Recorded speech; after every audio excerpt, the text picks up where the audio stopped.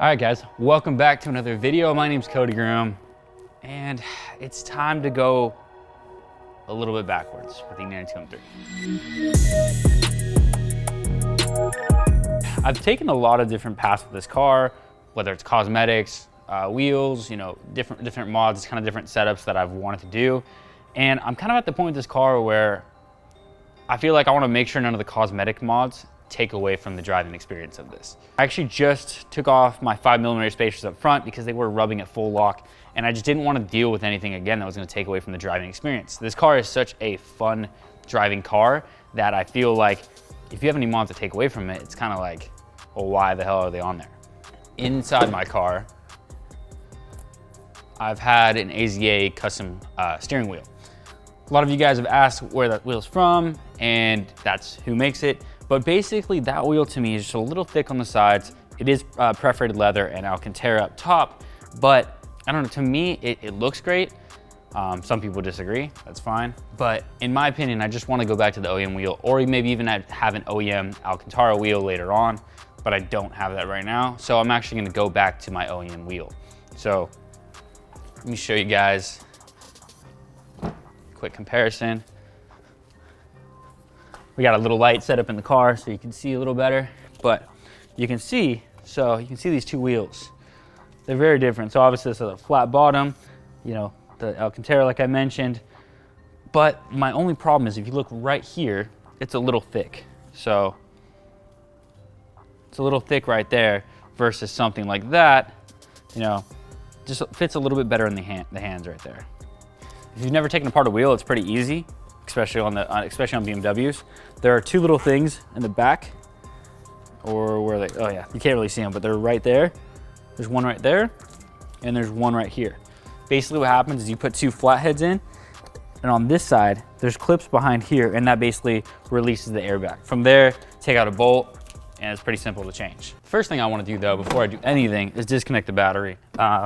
Battery's in the trunk, it's a BMW.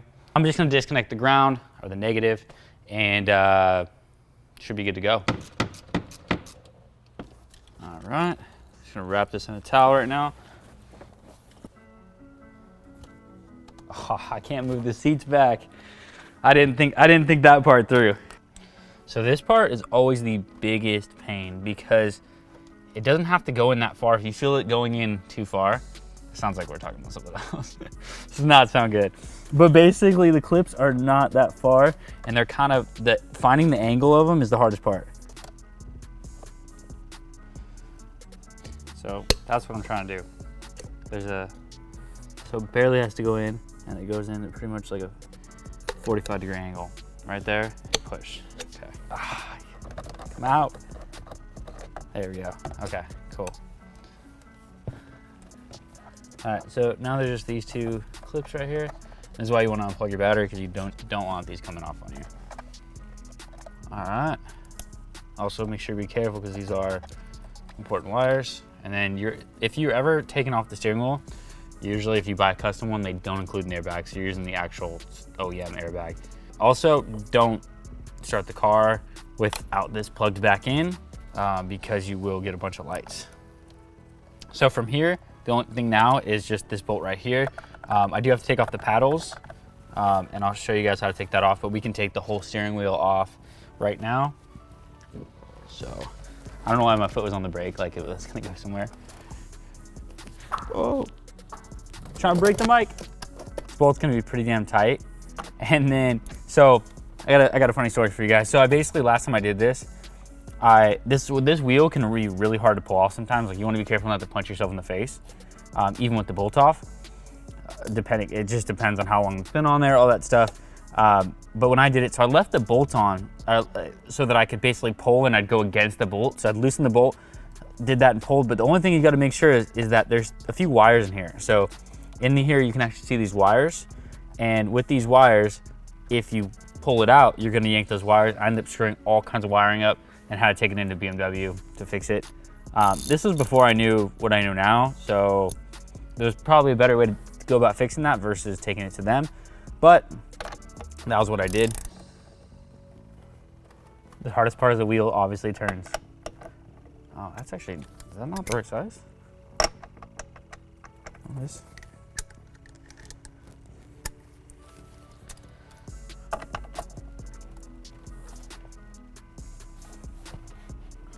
You know what? It's like there's no good position for this.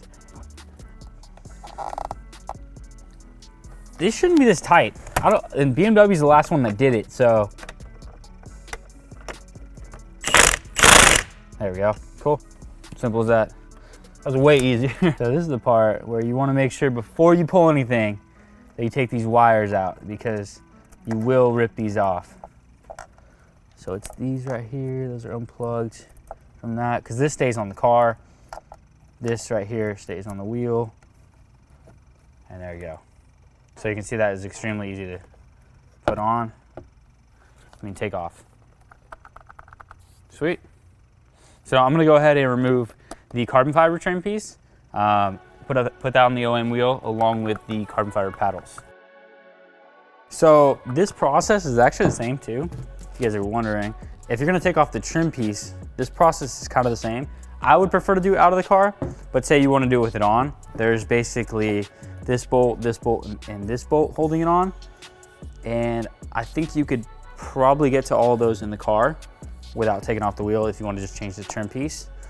If you're changing the paddles though, you do have to take off at least the airbag because the screws are in here to take that off. Let me see if I'm right here. Yep. This wheel, I actually got it from, like I mentioned, AZA Auto Wheel, and this is actually still an OEM wheel. It's just basically modified on the outside, similar to the headlights. So this headlights as well are retrofitted headlights. So it's still an OEM housing. It's just not, you get new lenses and a lot of the internals are changed. But that way you don't have any fitment issues or anything like that. So it's a T15 and T20. And I believe these bolts actually, yeah, they stay in. You're swapping out your M button, right? If you're doing the red M button swap, that's where your paddles plug in as well. So I am, no matter what, gonna have to take these out.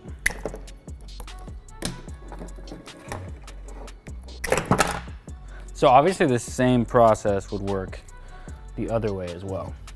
If you were gonna take an OEM wheel and install an aftermarket wheel, it'd be the same exact process. So I just realized this right now, but it should be up here. This bolt is actually the bolt that goes, so if you look on the actual wheel, it's the bolt that comes up through right here. So that's gonna be the bottom. And so it's gonna basically hold by the top. You'll have the bottom a little loose. That's perfectly normal because that bolt's gonna go in. You need all the wiring off this too. So all the airbag wiring. It's really simple to take off. It's just this right here. Take off the ground. This right here has to get re-screwed in.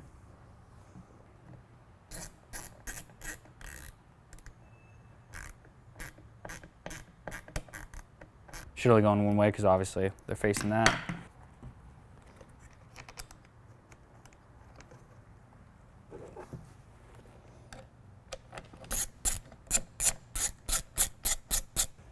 All right, sweet. So I think the only thing we have left is the trim piece. So they have to go in here and then you have to put it on. So obviously make sure you're on the right side. It's actually extremely hard to mount this and not do it. So in other words, you can see it has to go through right there.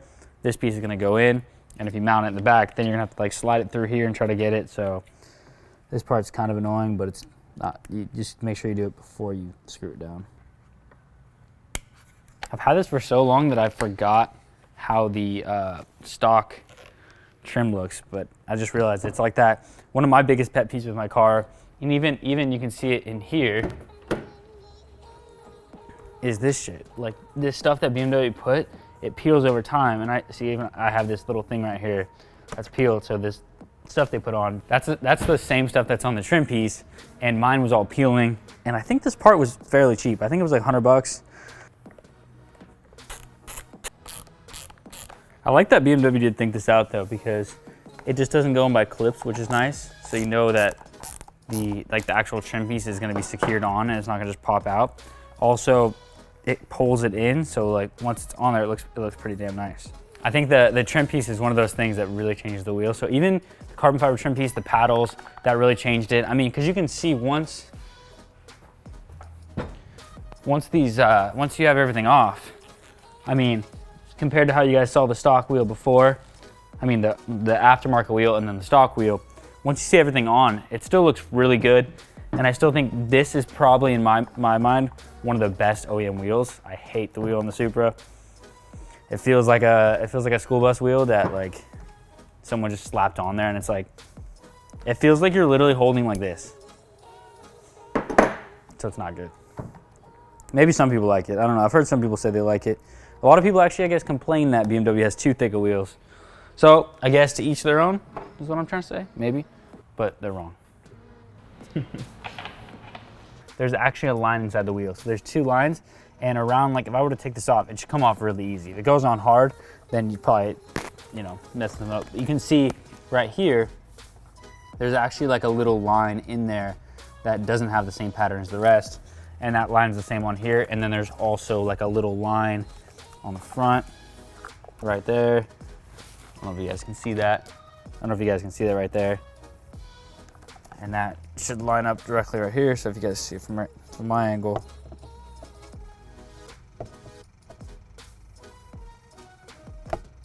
Cool. Sweet. And then from here, we got that bolt. I need to look up the exact torque of this bolt.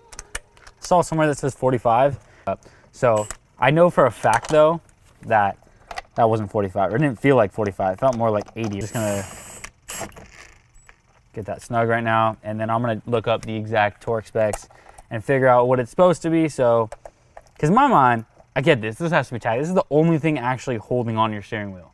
So the last thing you want to do is pull your steering wheel and it come out. But I mean, that bolt's still this long. So even if that bolt was torqued down to 50 to 40, like that's still gonna be holding a lot. And so it did not feel like that. It felt like it was torqued down a lot more. All right, so I just looked it up, and someone on a forum said for the E81, E82, E90, E92, it's 62.5 Newton meters. Okay, so 62.5.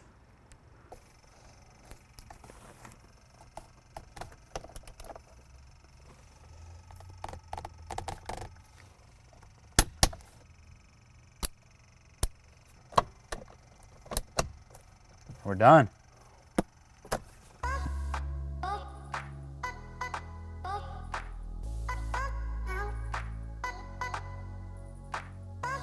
And we're back to stock. So, yeah. All right, I'm done. Me and Ryan were gonna go out and film something today, and I'm like, I did a quick donut when we were leaving. We shot some photos of the Supra. I'll show you guys a few of those right now, and we got some good photos. As we were leaving that spot, it was an empty parking lot, and scented a little bit, and these tires were at basically at its last life, because as I was driving, I'm hearing something hitting, and it's going like this. You can't hear it right now on this, and what do you know? That's from my tire. So I think it's time for new tires. That's probably not good, right? Actually, it's just like a little, like, you know what I'm talking about? Like, they look like this, but they're like, the rat tails? is that what they're called? I didn't want to call it a rat tail if that was like the... You're talking about the little ponytail you do? It's yeah, like really but you're like bald. You're like almost, yeah, you're like... rat tail. Yeah, it looks like that. Anyway, so we were gonna film that video. We'll have it coming soon, but it'll be an E92 M3 versus the Supra video. We're gonna spend some time and make it a really cool video. It'll be kind of more on the side of a cinematic video, but also in the same style that we shot a lot of the stuff. But that's gonna do it for today's video. Hope you guys enjoyed it. If you did, hit that like button. If you got something to say, leave me a comment, and I'll catch you guys in the next one. Later.